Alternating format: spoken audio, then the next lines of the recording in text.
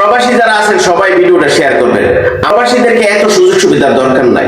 আসেন, প্রবাসীদের এক দফা এক দাবি, মৃত্যুর পর আমার মরদেহ যেন আমার ফ্যামিলির কাছে বাংলাদেশ সরকারে পৌঁছে দেয়, এই দাবিটা করেন। আমাদের 40টা 50টা সুযোগ সুবিধা কোনো দরকার নাই।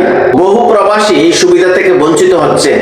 মৃত্যুর পর বাংলাদেশ সরকারের লাশটা বহন করে না, বাংলাদেশ সরকারে কোনো ফ্রি করে না। আমাদেরকে এত সুযোগ সুবিধা দরকার নাই। সকল প্রবাসী আসেন, আওয়াজ তুলেন, আমার আপনার মৃত্যুর পর লাশ যেন আমার ফ্যামিলির কাছে যায় সরকারের খরচে। সকলেই এই সুযোগ সুবিধাটা যেন গ্রহণ করতে পারে। পৃথিবীর যে কোনো দেশে প্রবাসীতা হোক না কেন, হোক সে বৈধ হোক অবৈধ, কাগজপত্র তা হোক বা না তা হোক, বাংলাদেশি পরিচয় আইডেন্টিফিকেশন হইলেই যেন তার লাশটা বাংলাদেশ সরকারে বিনা খরচে যেন তার ফ্যামিলির কাছে পৌঁছায়। দেখেন, আমরা এত সুযোগ সুবিধা দিতেও পারবেন না।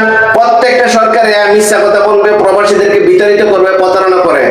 আমরা চাই শুধুমাত্র আমার মৃত্যুর পর আমার লাশটা যেন বাংলাদেশ সরকারে সঠিক নিয়মে আমার ফ্যামিলির কাছে হস্তান্তর করে। আসেন, যারা প্রবাসী আছেন সবাই এই ভিডিওটা শেয়ার করবেন, এবং দেশে এবং প্রবাসী যারা আছেন সবাই শেয়ার করবেন। এমন ভাবে শেয়ার করবেন বাংলাদেশের নীতি নির্ধারকের কাছে যে যেন পৌঁছে, যে কোনো রাজনীতিবিদদের যেন তাড়ানো রেখে, যেন প্রবাসীরা লাশের নিশ্চয়তা চাচ্ছে, ডেড বডির নিশ্চয়তা চাচ্ছে, মরদেহের নিশ্চয়তা চাচ্ছে, আর কিছু চাই না। আমরা সরকারের কাছে অনুরোধ রইল, সবাই ভিডিওটা শেয়ার করবেন, প্রবাসীদেরকে এই সুযোগটা গ্রহণ করার জন্য সকলের স্থান থেকে সহযোগিতা করবেন। প্রবাসীদের একটাই দাবি, এক দফা এক দাবি, আমার মৃত্যুর পর লাশের নিশ্চয়তা আমার ফ্যামিলি পাবে কি পাবে না।